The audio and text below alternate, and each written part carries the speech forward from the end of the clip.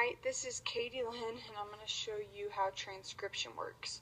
So first of all, we have here our ghetto DNA. Sorry about that.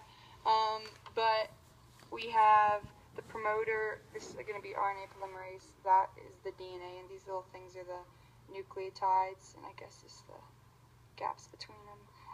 These dark things are going to be the exons, and then the white ones are going to be the introns. Yeah, they're kind of... Anyways, so this is the promoter, and what's going to happen first? The first stage of transcription is initiation. So what's going to happen in initiation is this RNA polymerase is going to go and come up here where the promoter is, and when it does that, that's basically the beginning of transcription. So then next is going to be the following stage, which is elongation.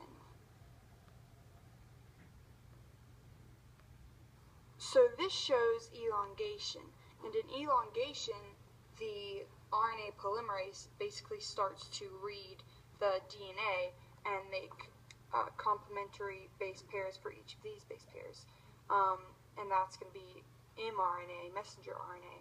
So basically elongation is just when RNA polymerase starts moving to this end of the DNA. It's going to go from the 3' to the 5' end.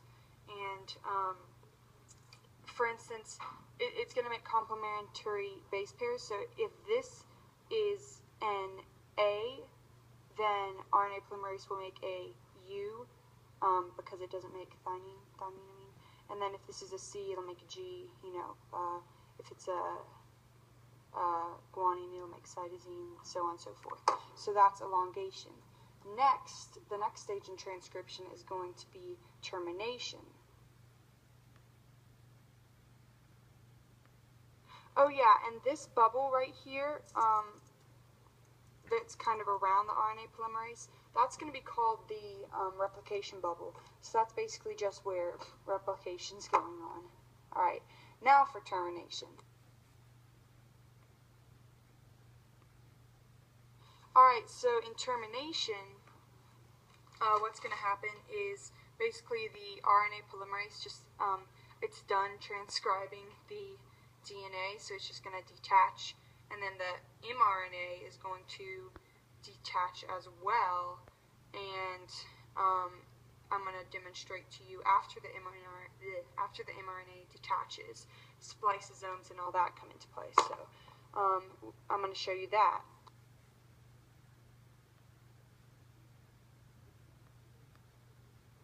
Alright, so like DNA, mRNA is going to have introns, introns that don't fall off, sorry, and exons, the black things. And so what's going to happen is spliceosome, this shows a spliceosome.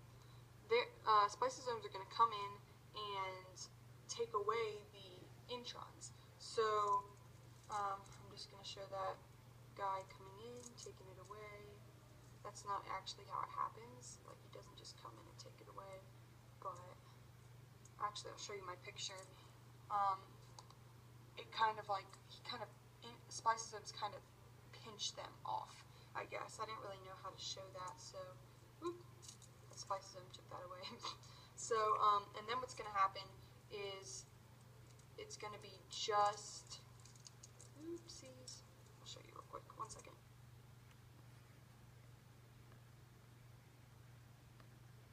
There we go. So it's going to be just exons. So then those will come together.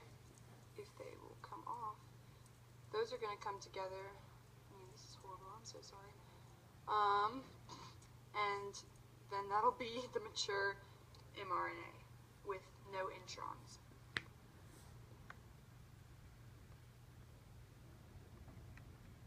So now that our little mRNA is all mature and grown up, it's going to start doing its job, which is basically it's going to send a message. It carries DNA's blueprints basically, and it's going to, I guess you could say, be read by tRNA. So what's going to happen is tRNA is going to bring these anticodons, and this right here is the start codon, which is going to be AUG. So what's going to happen is tRNA is going to bring these anticodons to come, oops, forgot that it removes, sorry, to come, and once it basically, I guess you could say, binds to this, attaches, I'm not exactly sure what to call it, and once it does that, it's going to code for a certain amino acid. So, in here I just showed that this amino acid is going to be met. I guess that's how you say it. I'm not really sure. But this is going to be initiation. And this is a large ribosomal subunit. This is a small ribosomal subunit. And it's just going to move along. Ooh, I drew. It's going to move along this mRNA with the tRNA just coding for amino acids.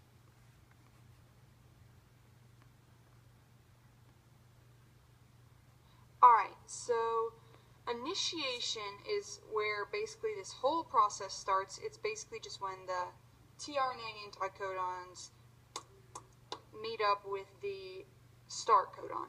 So, my mind's just going blank. It's all the junk food.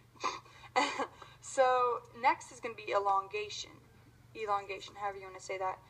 So what's going to happen in this is basically the small and large ribosomal subunits are just going to move in this direction, and as they do so, it's just going to keep coding and coding and coding, and each one of these, each time the anticodons and the codons come together, it's going to bring an amino acid. So each of these is going to be a different amino acid according to whatever nucleotide base is, whatever this is.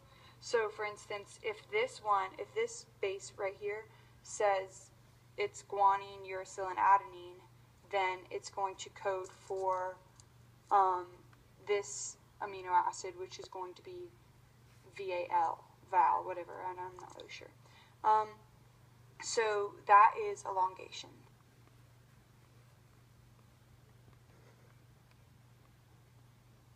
Alright, first of all, sorry, I think I videoed the last little segment weird, so I apologize for that. But in this last stage, it's of translation, it's going to be called termination.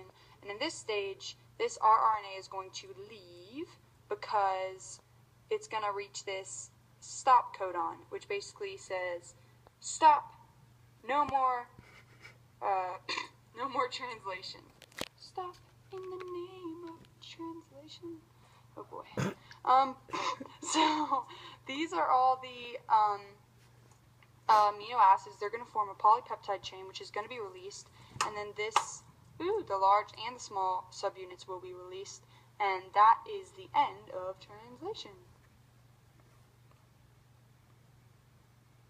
Wait, there's more.